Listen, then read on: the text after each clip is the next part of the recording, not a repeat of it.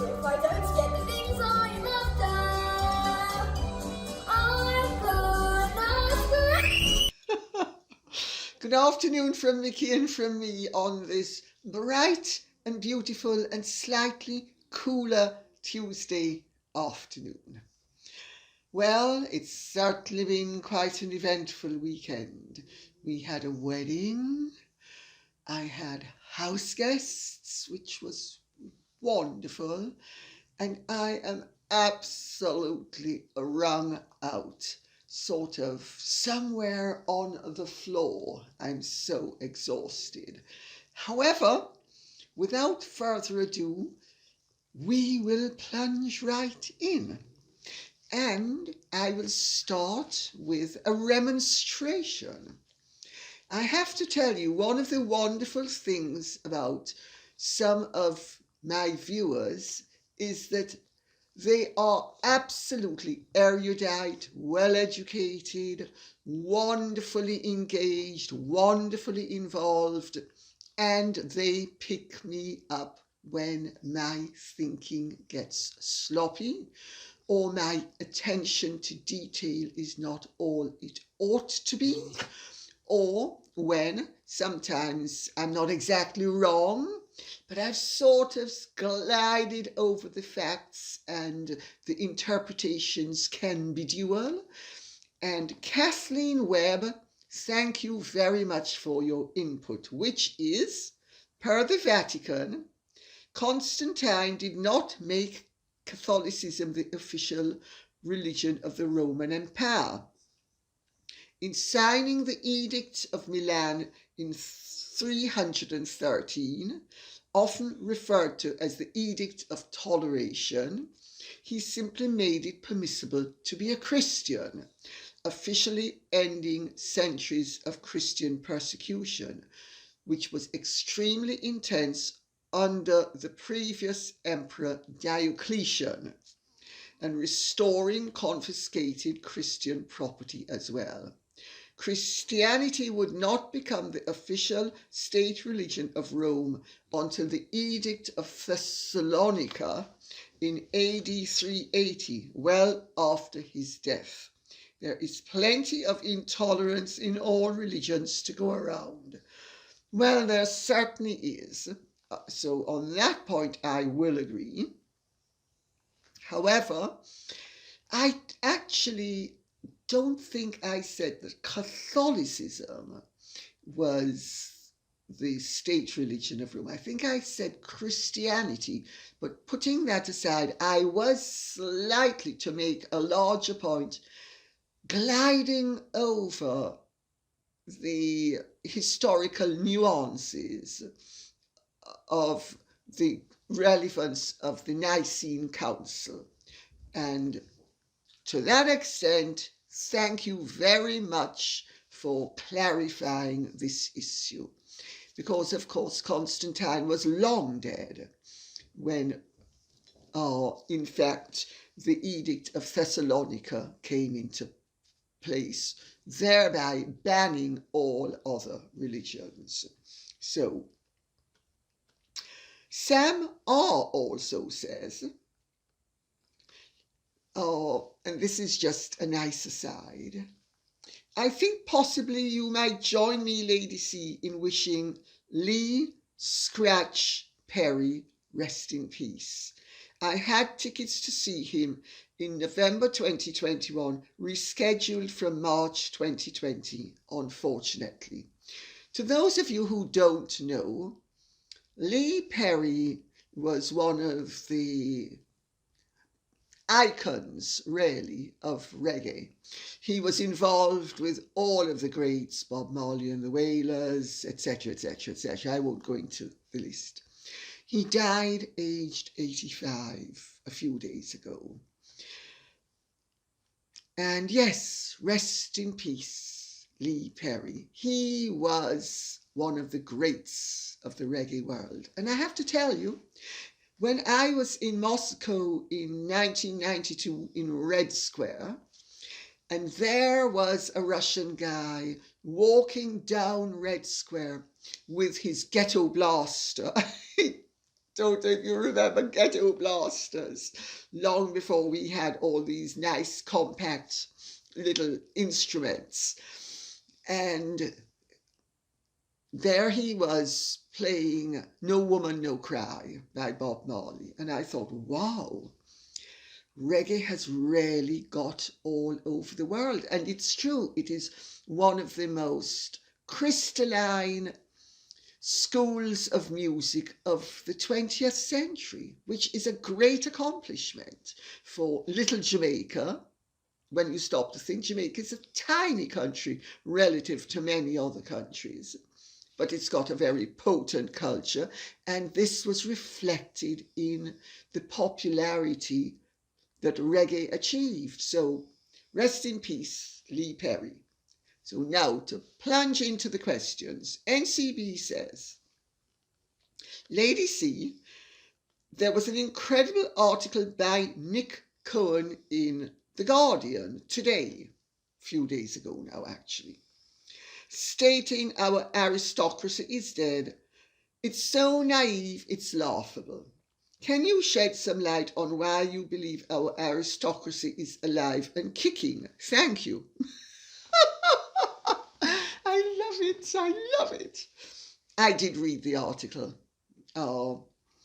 It is a whole take on the fact that if something isn't fashionable and if something isn't reported upon, it no longer exists, no longer has relevance, no longer has influence, no longer has power.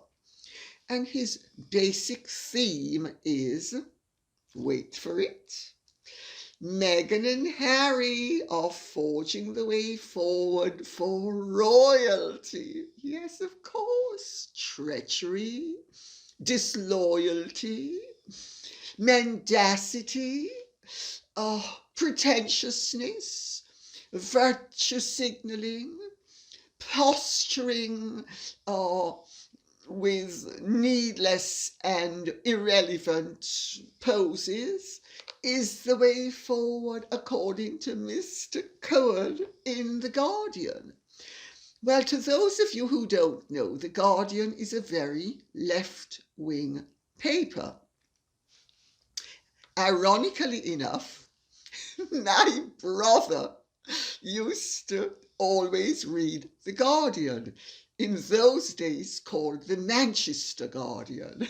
My father, when Mickey used to come out with what Daddy regarded as extreme political opinions, he would say, oh, there he goes again, mouthing the sentiments of the Manchester Guardian.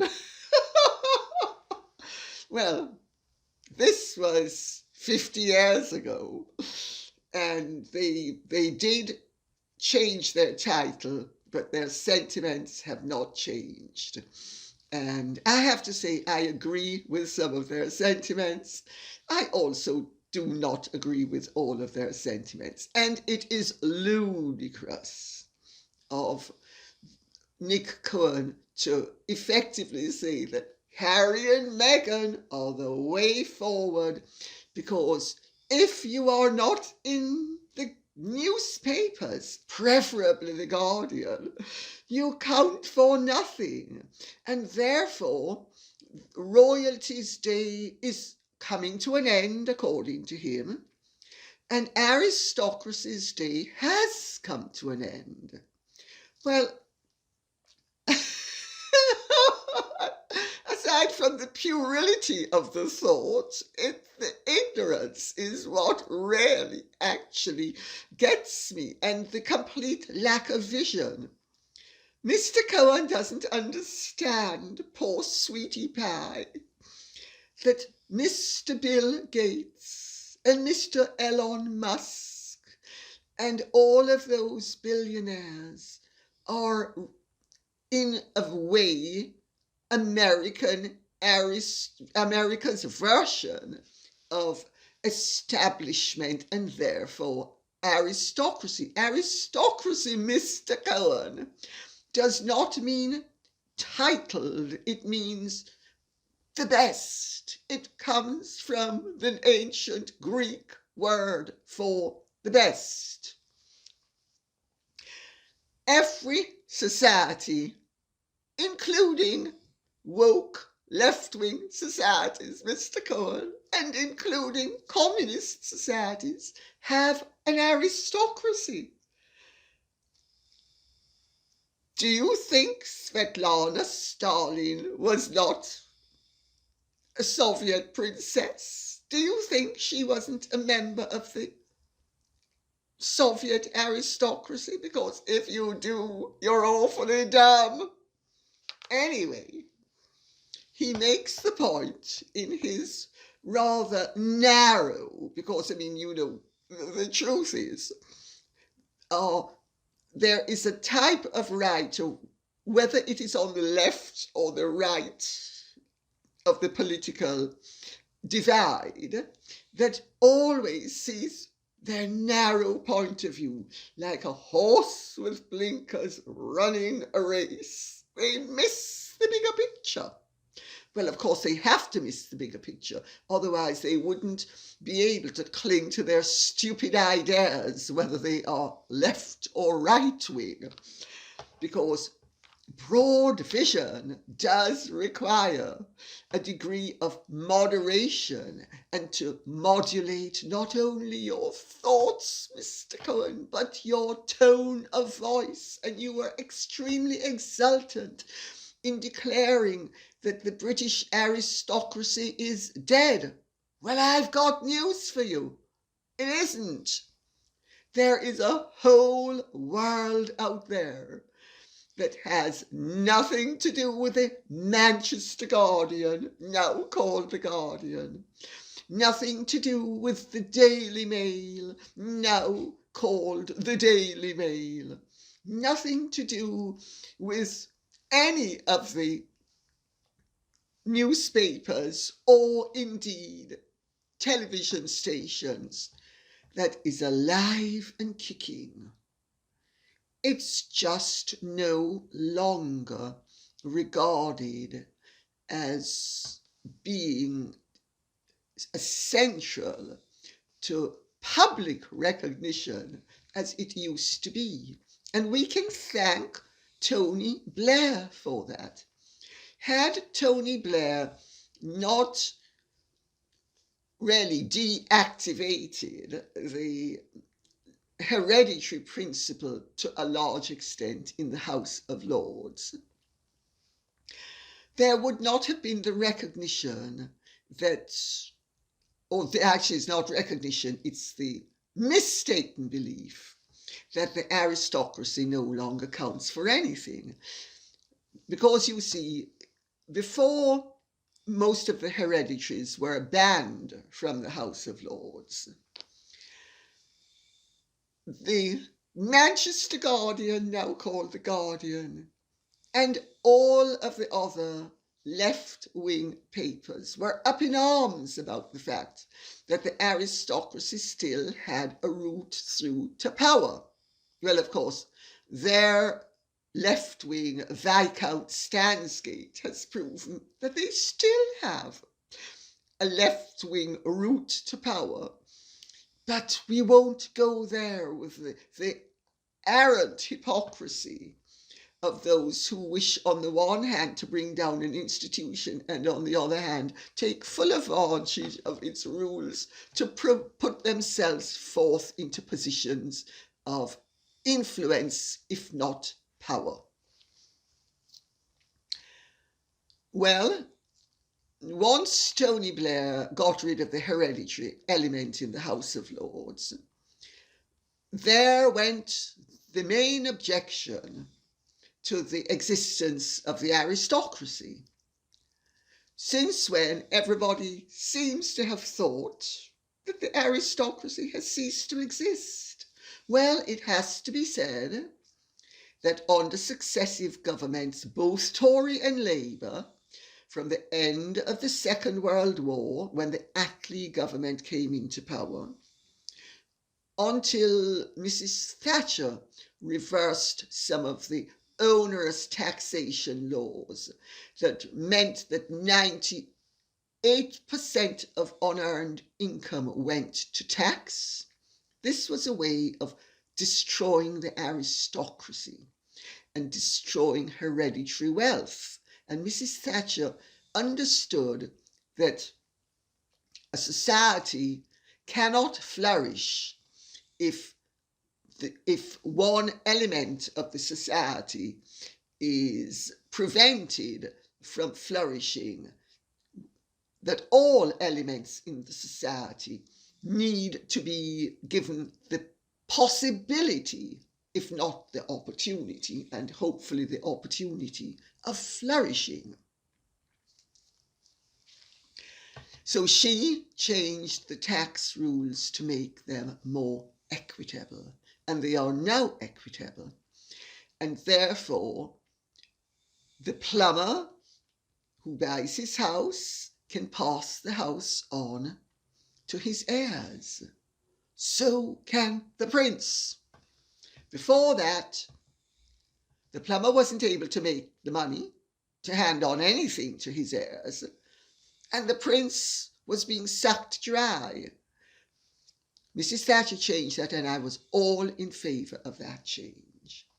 It changed between Mrs. Thatcher loosening up the system so that people who had inherited wealth could then retain some of it instead of having it effectively stolen from them via iniquitous and onerous taxation.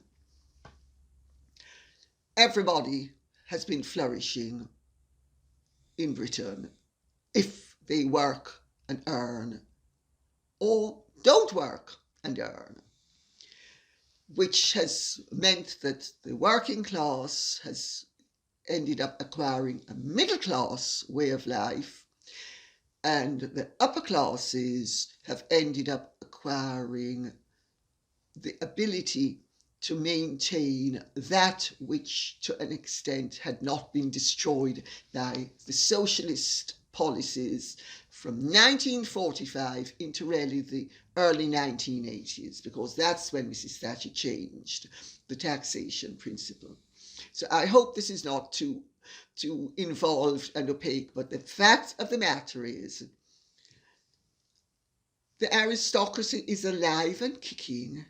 It's just not there in the forefront of the, shall we say, hit parade anymore. And long may it last, because Mr. Cohen doesn't seem to understand that what has happened in Afghanistan is not a positive for the wokes, it is a negative for the wokes. Now, I'm going to lay my cards down very firmly on the table. I am, by political persuasion, a liberal who believes in conserving that which is positive and changing that which requires improvement. I also understand the lessons of history. Things need to be done relatively slowly to be done securely. I am very concerned, and have been for some considerable length of time, that the liberal movement of which I was a part, and my brother was certainly a part, and many of my generation were a part, has been hijacked by intolerant, illiberal, doctrinaire, dogmatists who actually are going to destroy the very freedoms that we sought to achieve.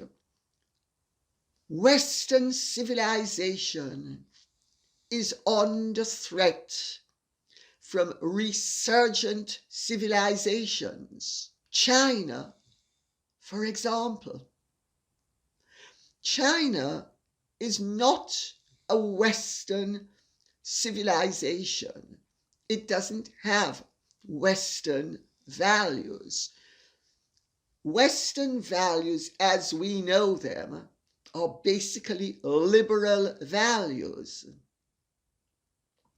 Mr. Cohen and all of his crew shouldn't be crowing about the fact that the old upper class is dead. A, it's not dead, and B, he shouldn't be crowing about it, even if it had been dead. Mr. Cohen, it's not a cause for celebration. It would have been a cause for regret, because the old upper classes, and he goes into this, by the way, in his article, in a rather more obtuse way, but he's basically saying that the values of the old aristocracy are dead. You know, things like noblesse oblige are dead. Things like looking out for your fellow man are dead. These should all be done by the state. Oh, what an idiot he is. I mean, talk about a fool. I mean, has he read the history of the 20th century? Does he know what happened when democratic socialism, in quotes, and communism took over? Does he know about the lack of freedom? Does he not realize that he has aligned himself with the totalitarians and not the liberals? Mr. Cohen, with due respect, is an idiot, in my opinion, and Mr. Cohen is an educated, presumably, an erudite idiot, but he's an idiot. He doesn't know what he's talking about. He's obviously never been to a stately home. He has obviously never been to a manor house. He has obviously never been to a large or a small estate. He obviously knows nothing about the fact that the British aristocracy is alive and kicking. Thank God. Because you see, I was brought up with aristocratic attitudes and aristocratic views and aristocratic motivations. Privilege is not to be taken for granted. Privilege means you're lucky. It also means you're responsible. You are responsible. Mr. Cohen doesn't believe in personal responsibility. He believes that people should just be there leeching and sucking from the state. And the state should be a massive tit, just providing sustenance to everybody. He doesn't believe in personal responsibility. The aristocracy does. Noblesse oblige does. Decency does. Tolerance does. Old-fashioned views require that you respect the rights of others to have differing opinions. Not that everybody be a pinko orthodoxy. And on that note, I will come off the subject. Lisa Ann says, Dear Lady C, your valuable advice given with a huge dose of glamour and elegance is always appreciated very much by viewers like me. Thank you. Well, I hope that you've regarded what I was just saying as glamorous and elegant. I'm not so sure. I think it was an impassioned diatribe meant to cut the ground from underneath the idiot's feet. But there we go. And may I say at this point as well, that good manners require that you treat everybody the way they deserve to be treated. And you treat the dustman the same way you treat the Duke. But good manners require that you be polite to people, unless you think they don't deserve it, in which case good manners permit you to be as rude as you want, as I have just done, and I frequently do, it has to be said. Accidental rudeness is bad-mannered. Accidental rudeness is a sign of a lack of understanding of the principles governing good manners and good behavior. But deliberate rudeness, it shows you are in command of your faculties and in full possession of your choices. So if I may continue the question which I have rudely interrupted. Naughty me, Mickey, come and give mummy a lick.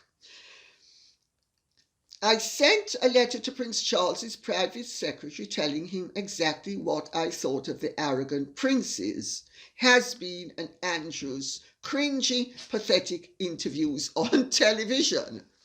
Come on, Nix, come on, you can come up, come on, you can come up. Oh, she's going under the sofa now. Okay.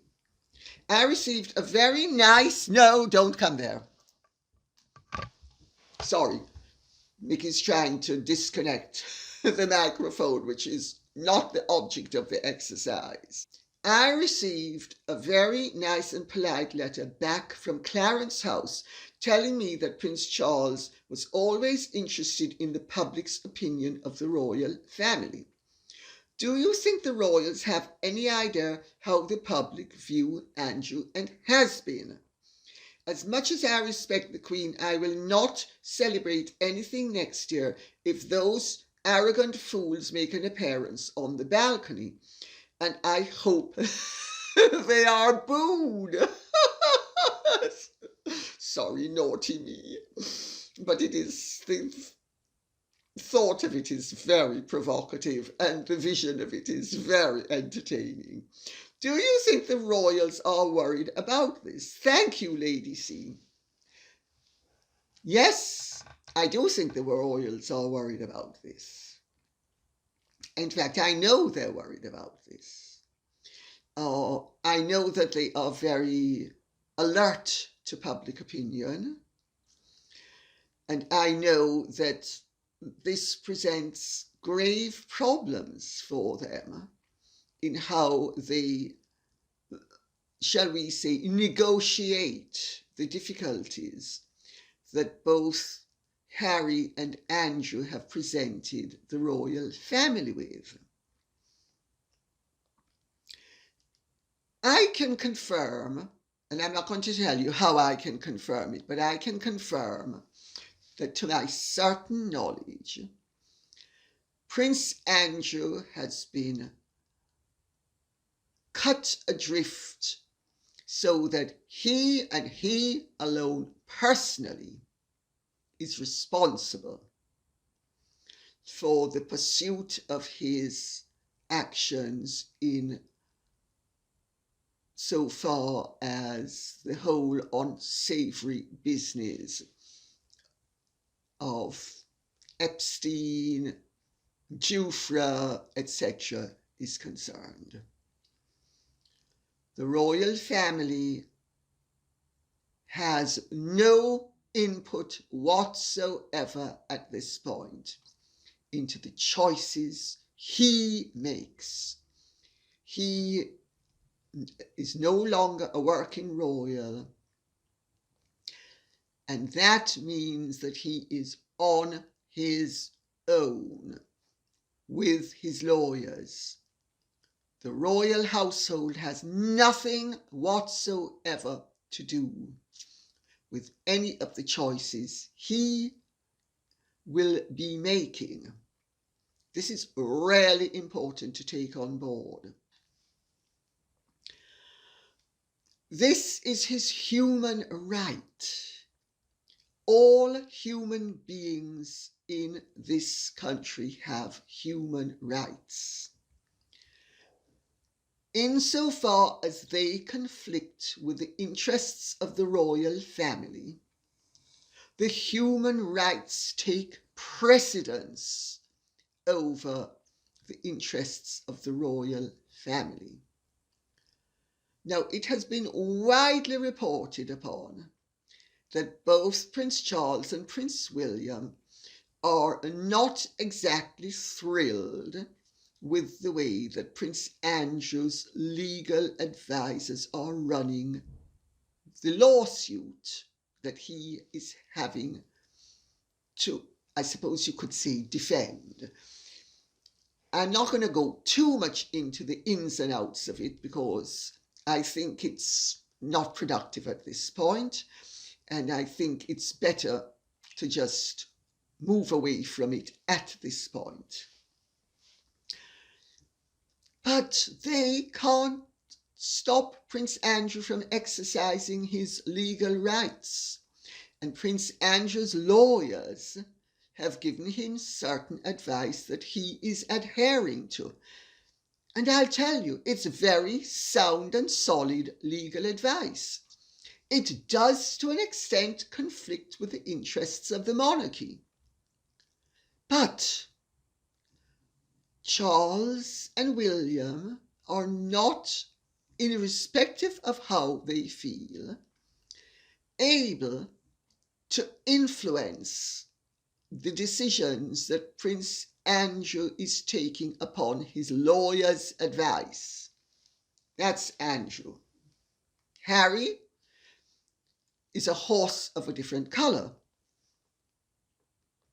Harry has created a situation with Meghan and Harry has been attacking the royal family and attacking the institution of the monarchy and attacking the people who run the monarchy. He has been doing this for commercial reasons, to exploit the situation financially. This is treachery. Everybody knows it's treachery. The fact that Harry is both mentally deficient and emotionally defective, and obviously now spiritually questionable, doesn't alter the fact, again, that Harry is a private citizen allowed to indulge what he wishes to in terms of his human rights. If people didn't have a human right to come up with their version of the truth when it conflicts with other truth, we wouldn't be living in a civilized society. We would be living in a society run by, say, the Taliban, run by the Chinese Communist Party, run by, let's see, who else, at the rate we're going. Nick Cohen of The Guardian. Sorry to be so naughty, but I can't resist the swipe. It is hoped by everybody who supports the monarchy that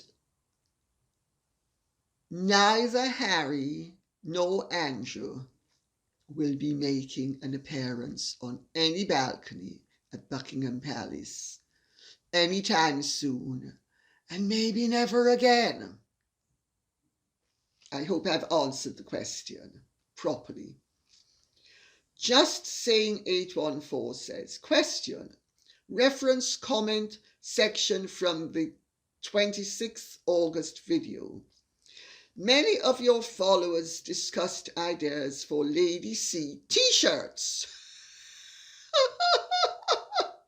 Have you had time to consider it?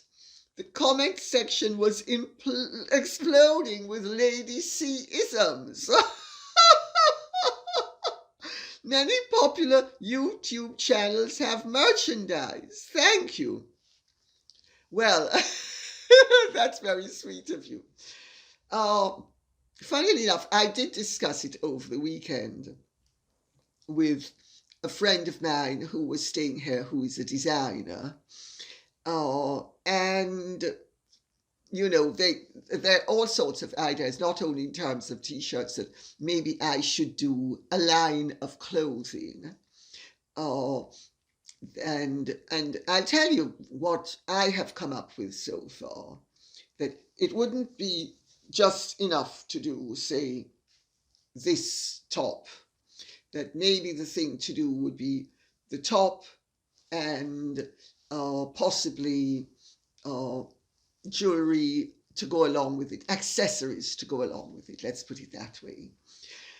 It's just a vague idea. I'm not really a businesswoman, and I have real hesitation in going down the merching route, because I think that one thing I have going for me is that I am impartial, independent, and have integrity, and I'm just standing up for what I regard as what is right. So it's basically, it's about ideas. Do I want to get into merching? I'm not so sure that I do, actually. But I'm very interested to hear if you, the viewer, thinks that it would be a wise thing to do or a mistake. I suppose one could say that if it didn't work, fine. But I actually am slightly hesitant, because I do think one of my strengths has always been that I'm effectively independent of being able to be bought. And, so I'm nervous of exploitation, even if it is going to be commercially correct, and even if it's going to be desirable. But that's just my opinion at this point. Deborah Tyler says, "Hello, Lady C and Mickey from the USA. What I can't understand is, why doesn't Doria encourage her daughter to knock it off and see your father? Let him meet his grandchildren," all in big block capitals, by the way. "Harry hasn't been man enough to encourage a reconciliation even from the beginning. What do you think, Lady C? By the way, you rock those t-shirts with your jewelry." Well, I think that's a really good question, and I'm going to answer it by saying, my understanding is that Meghan's relationship with both her parents has always been, she demands, they oblige. She says what she wants, they go along with it. They have both evidently, over the decades, been given the silent treatment. If they dared to disagree with her, they have bred a monster of egotism. And as long as they played a ball with her, they had to do it at the price of subservience to her, and also pumping up her massive ego. "Oh, Meghan, you're an angel. Oh, my angel," Doria has described her to people. "Oh, you need to take care of my angel."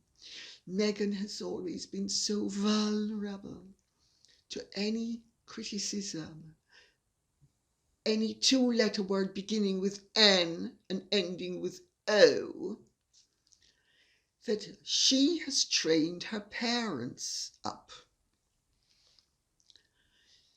You only need to see this subservient, almost I can think of the word, I don't want to say it, it's so offensive. Oh, I'm going to say it, oleaginous way in which her father, even after the way she has mistreated him, still tries to get through to her. Yes, he does speak the truth to the extent that he is able to. He has to say that there's been a falling out and that he doesn't agree with some of the things she's done. The things he doesn't agree with are always in terms of for her to let him back into her life. So it's all about, he doesn't agree with the fact that she sometimes ices people and that she's disrespectful of the royal family. But really, if you substitute royal family for daddy, you'd see that the tenets apply equally. And Doria also knows she's either there sucking salt or she's out on her air. It's as simple as that. So knock it off, allow Thomas Markle to see his grandchildren. Harry being able to influence the scenario. My understanding of Meghan from people who have known her, whether they were relations or friends, or indeed people who don't like her, is that you cross her at your peril. She's only interested in a three-letter word beginning with Y. And if you don't say yay or yes, she just ices you. That is truly a monster of egotism, in my not so humble opinion. That explains why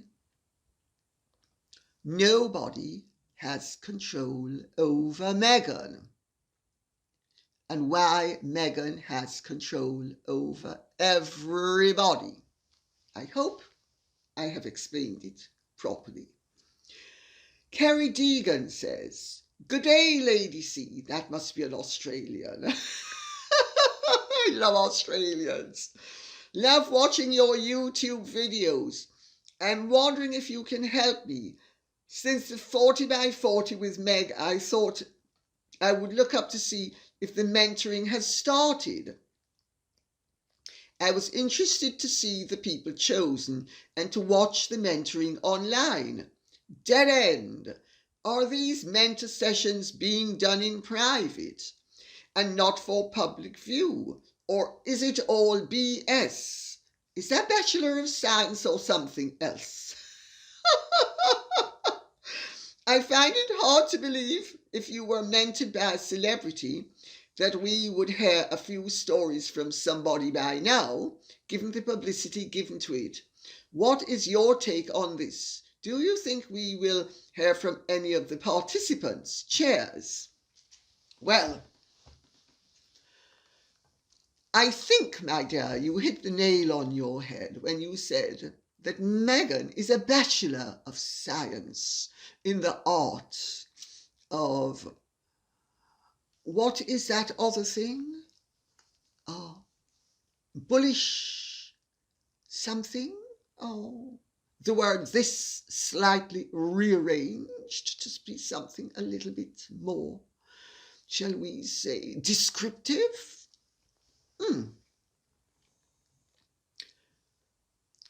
It was a massive PR exercise for all of the PR people who were jumping on the bandwagon, who were going to be letting the world know how wonderful they are, that they're going to dedicate 40 minutes of their time to helping somebody who's out of work to get a job. I think I've already covered this before. It's not possible to do it in 40 minutes. And to go back to the beginning of this programme when I pointed out one of the virtues of the aristocracy is responsibility and understanding. And I'm speaking about people who actually are properly brought up and lead their lives according to proper, old-fashioned, noble concepts, because aristocracy and nobility are interchangeable words in the public mind. They actually mean something slightly different, but they are so interchangeable that it is useful to point out at this juncture that nobility of rank should equate to nobility of conduct and nobility of sentiment and belief. And if it doesn't, it is snared upon by and large. The aristocracy, by and large, value nobility. They value good behavior. They value all the truly important tenets that are about being noble, not noble by rank, but noble by demeanor.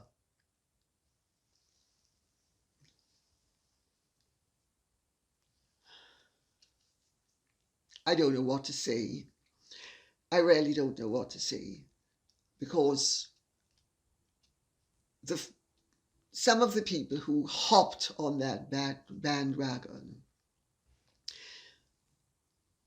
I mean, 40 minutes of your time when you're so privileged. What about helping people as and when you can? Whether there is a camera there or not. What about that? I think you're getting my drift. I think the whole thing is